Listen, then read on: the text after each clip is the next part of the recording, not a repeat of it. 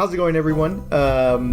Welcome to the SPL Trainer Talk Show, where we get a chance to spotlight current trainers in our community from SPL. I'm Anthony Mariona, and I'm being joined by T. Watson. As we all know, T's a well-known Pokemon player within our community. He's been playing Pokemon for, the past 8 years, since 2015. And he is the current TO at CCC, which hosts our local events every Tuesday at 6:30. T, thanks for joining us on our first ever SPL trainer show. Really glad to be here. Oh, that's awesome. So, we started SPL about a year ago now after Salt Lake City regionals in 2022. We noticed a huge dip in attendance coming out and things like that. I mean, you brainstormed this wonderful child, which is SPL. I really kind of want to start. We're heading into our third season. Did you ever think that we would make it this far? Honestly, no.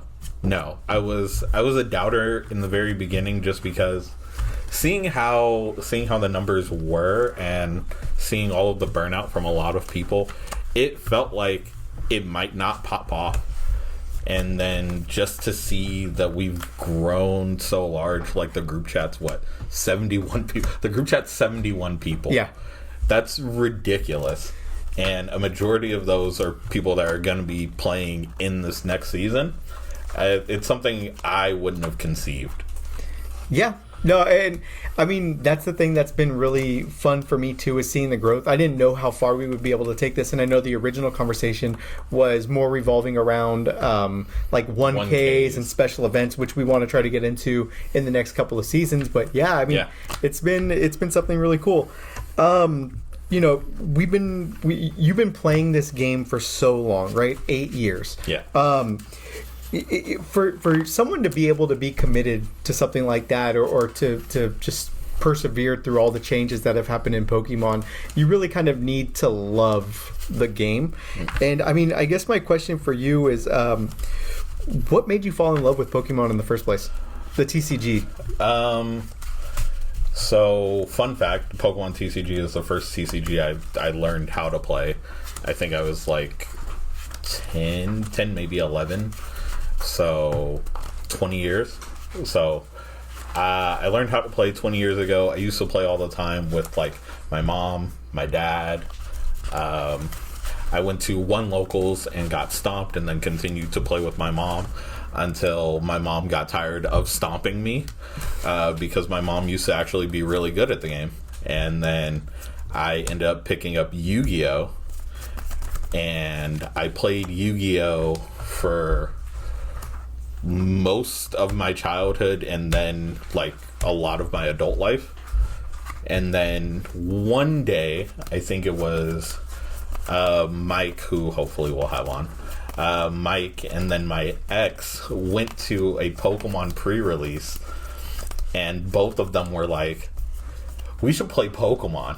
And I was like, you guys, I'm like $2,000 deep in Yu-Gi-Oh! I can't do this. And then they're like, a competitive deck is like $100. Okay, maybe we'll try it. It's the price. Yeah, the price made me fall in love. Yeah, the price ultimately got to me. A competitive card game for cheap. Yeah, a competitive card game for $100 when I was paying $700 for a Yu-Gi-Oh deck. It was kind of a nice transition for me. And then I tried to play both games competitively at the same time, and I got, I got 102 points away from my Worlds invite for Pokemon, but then I got my Nationals invite for Yu-Gi-Oh! Yeah, I remember that. So I was just like, you know what? I've actually just enjoyed playing Pokemon a lot more than I ended up enjoying playing Yu-Gi-Oh! So after that Yu-Gi-Oh! Season, I just fully committed to playing Pokemon. Yeah, and that kind of leads me to the second part of the question.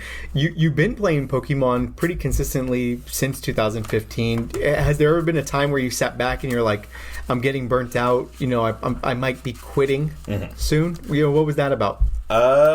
So it was actually pre-COVID. The 2019 season. So I have a YouTube channel if anybody follows it. the Break Even TCG. So I rebooted back in 2019, and I spent all of that season mainly coaching and trying to uplift other players in the community. So my nephew Dom was one of the top seniors in the world at the time. So I spent a lot of time playing with him.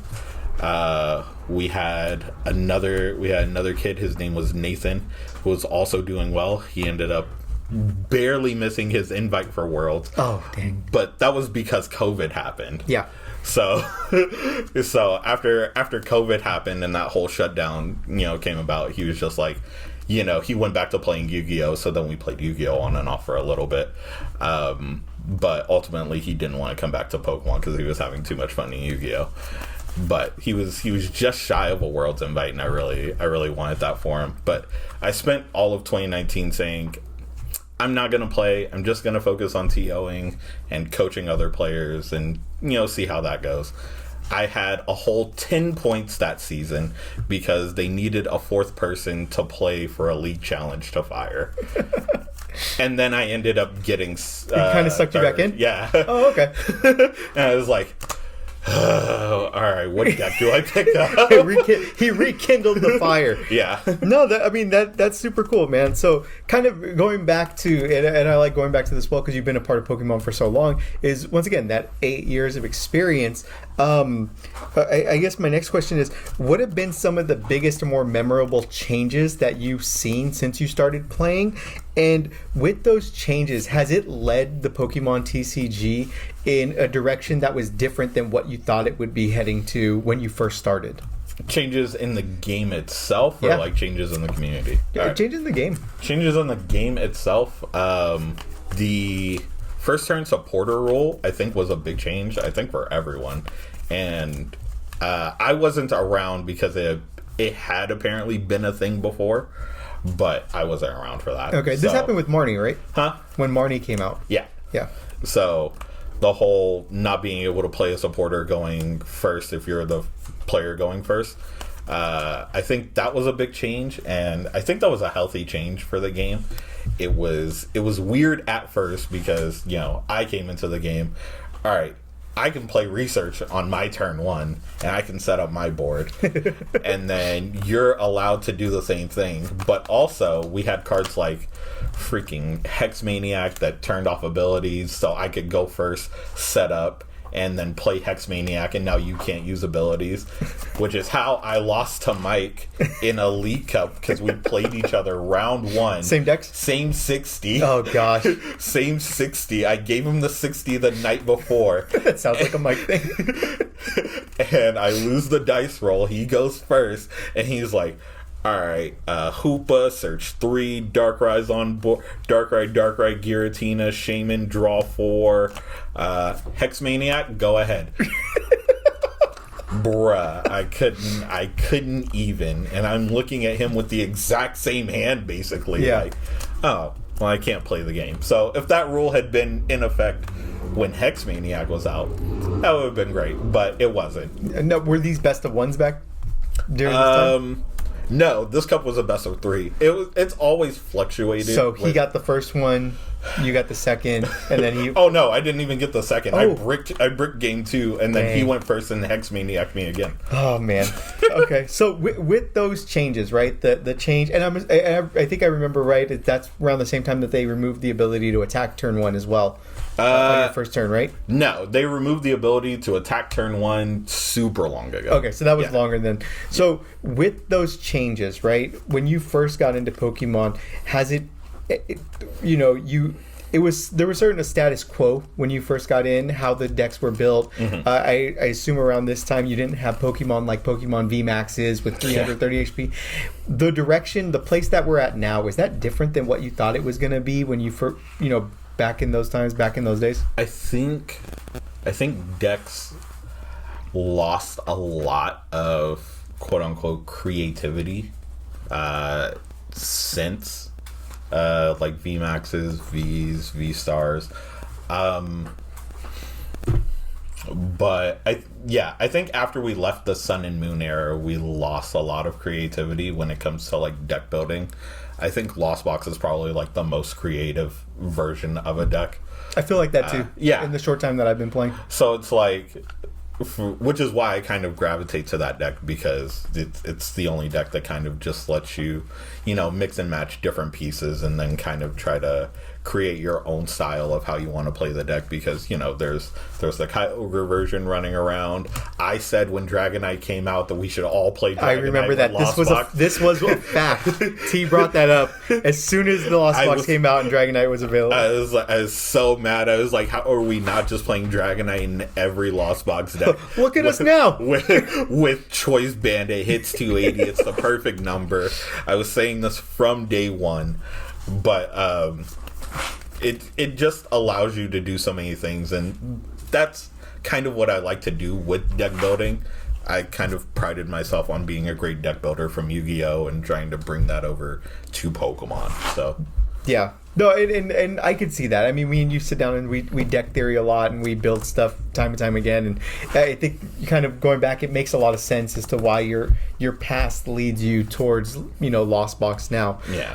With your playing time in the Pokemon TCG, well documented throughout the community. Like I was saying, I don't think a lot of people really know that you were so involved with Yu-Gi-Oh! And have so much experience with it, which was really, really cool. Can you do me a favor? Can you tell me or give me some rules or game mechanics from the Yu-Gi-Oh! TCG that you think would help improve the Pokemon TCG as it stands now? Would help the Pokemon Make it TCG? better. What's something Yu-Gi-Oh? Give me a few rules or game mechanics. Rules or game mechanics. Jesus. I don't think Yu-Gi-Oh! Has a lot of rules that would work trying to implement them into Pokemon. There was that time Ryan and I played without prize cards, and you kind of just treated them as like life points. So every time you would take a quote unquote prize, you would just move your token. Yeah. That'd be a number. Because that gives you your full 60 when deck building, and it kind of just rewards good deck building. So that's something that could potentially change. Other than that, I think Pokemon is a less broken version of Yu-Gi-Oh! And I think Yu-Gi-Oh! Can be easily exploited, which is why I kind of switched over as well. Okay. Yeah, I mean, one thing that Ryan talks about a lot, and I know we've all kind of had this conversation, is side decking. Yes. Which, oh God, yes, I forgot about that. Side decking is also just one of my favorite tools from Yu-Gi-Oh! I completely forgot about that. Thank you. It's one of my favorite things from Yu-Gi-Oh! Can you explain to people what it is? So side decking, if you've never played, I think Magic has it too, but you get 15 extra cards. They go on the side, and during games 2 and 3, you can swap out up to those 15 cards from your main deck into your side with cards from your side deck, and it kind of just sometimes drastically changes the complexity of your deck during a given matchup. So say there are like 4 cards that are really good against Lost Box, and you're playing like Gardevoir. So game 1, you'll play against Lost Box. You'll probably lose, and then you'll side in your 4 cards. Hopefully you'll see them, because prize cards are a thing. They're all Klefkis. Exactly. Yeah. So then you'll side in your 4 cards, and then hopefully you'll have a better chance of seeing them, and it helps you sway the matchup. It's one of my favorite things from Yu-Gi-Oh! Honestly. What I was known for from Yu-Gi-Oh! I think it was like from 2012 to like 2013. I played like 1 or 2 decks, and I would bring just a deck box full of cards that could potentially go in my side deck. And before side deck for this side deck. Yeah, and before round 1 started, and everyone can attest to this that knows me from Yu-Gi-Oh! Before round 1 started, I would pick 15 random cards from that deck box that probably had like 80 something cards in it. I would pick 15 random cards, and that would be my side deck for the day. and it opened up so many options because, again, deck building. When you say pick them randomly, were you like just grabbing literally 15, shuffle all 80 cards and go 1, 2, 3, 4 so it until was I a have surprise 15. for you as well. well. Yeah, it was a surprise for me too. But it was just like, the meta is kind of just like always changing in Yu-Gi-Oh! Sometimes, or sometimes it's a really stale format, so you kind of just like, all right, well, let's see how this would work out. Yeah, okay. So I did a lot of dumb things, but side decking was like the one thing I was really good at when it came to Yu-Gi-Oh! Oh gosh. So side decking is something I would want for Pokemon as well.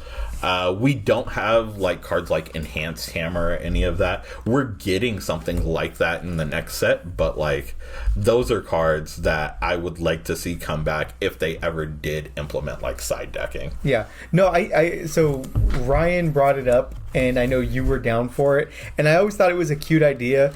I think you would have to limit the amount of cards in the side deck. I don't think it could be 15. I actually think it could be 15, and the reason why... I just feel like you play Mew, you're like, oh, play Mew for Drapion. Well, exactly. But like the reason I think it could be 15 is because you have a 60 card deck, and you also lay out 6 prizes. So there is a high probability that you prize the cards that you put in.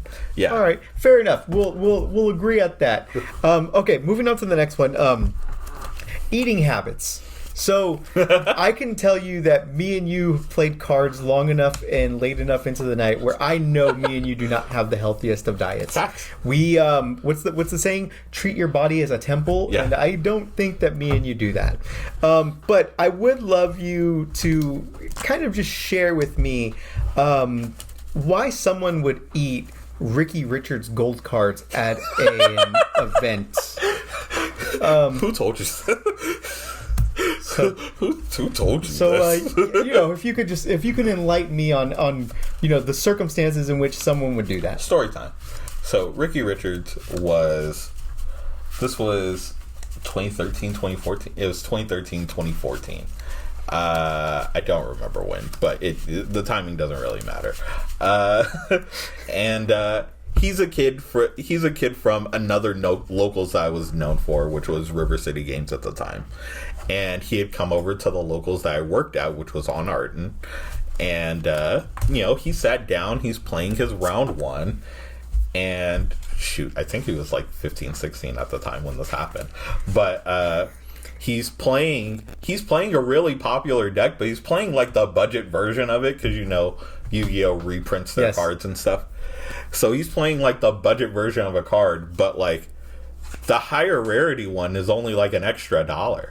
Okay. So I'm just like, how do you not have real ones of these? So he's playing his opponent, which was also my neighbor, and he sits down, playing round 1, and he brings out the card, and I'm just like, I walk over and I'm like, hey, is that gold? And he's like, yeah, I just picked it up. Isn't it nice? I was like, take out the sleeve and just he ate somebody's card. Yeah, and I tear it in half. Chew it a little bit, spit it in the garbage, and then I walk to the back, I pull out a real one from my binder, and I put it on the table for him. And he goes, what if I like that one? That sucks. But then, not 5 minutes later, he plays another one because he played 2 of them. And his opponent goes, Judge? And I was like, yeah? He was like, put another one down. Well, I gotta eat that one too, I gotta, it's a matching set. And then I walked to the back and I handed him another real one. So he got $1, he got a $2 upgrade, and I got a meal. I don't think there's a problem with that. You told me that story a while back, and I knew you forgot that you told me. And it was still one of the things that always stuck with me is T will go over and eat your gold Yu-Gi-Oh cards if he does not think that they are... Gold cards are terrible. Are good enough to use at a tournament. I forgot that you were a judge at that tournament. Yeah. I was trying... I kept... That's the worst part. Yeah, in my mind, I kept thinking, like, wait, I think he was just walking around and he saw this kid playing gold cards, and he just goes in, what did it taste like? Gold. Gold. Terrible. Yeah, actually awful. Yeah, terrible. It must have been the filament. All right, so we're gonna close it out with this. T, I couldn't have asked for a better person to interview for the first episode of the SPL Trainer Show. There's so many people who love you and respect you. You're the welcoming face of our community. You welcome new trainers, that are joining us every single time. And I guess my last question, and this is kind of one thing that I want to end with all of these things, is to anyone new that's joining the game, what advice would you give to any of the new trainers starting their Pokemon TCG journey? If you want to get good at the game, watch a lot of content, because that's how I got good at the game. I am a more visual learner than I am really a hands-on learner. So if I watch, say, Azul has a stream for 5-6 hours, and he's playing a bunch of high level games, I'll sit down and I'll watch them for maybe 4 hours a day, and kind of just cherry pick ideas off of that. I did a lot of that in Yu-Gi-Oh, and I did a lot of playtesting mainly by myself, just so I can understand how to play the game, or how I want to dictate, my pace of play, how I want to dictate how I play the game, things like that. So if you want to get really good at the game, I say follow, someone who is good at the game, and kind of just watch and not exactly mirror, but take notes of how they play and how they, do things. All right. Well, hey, that's it for us. We're going to wrap it up. Thanks for joining.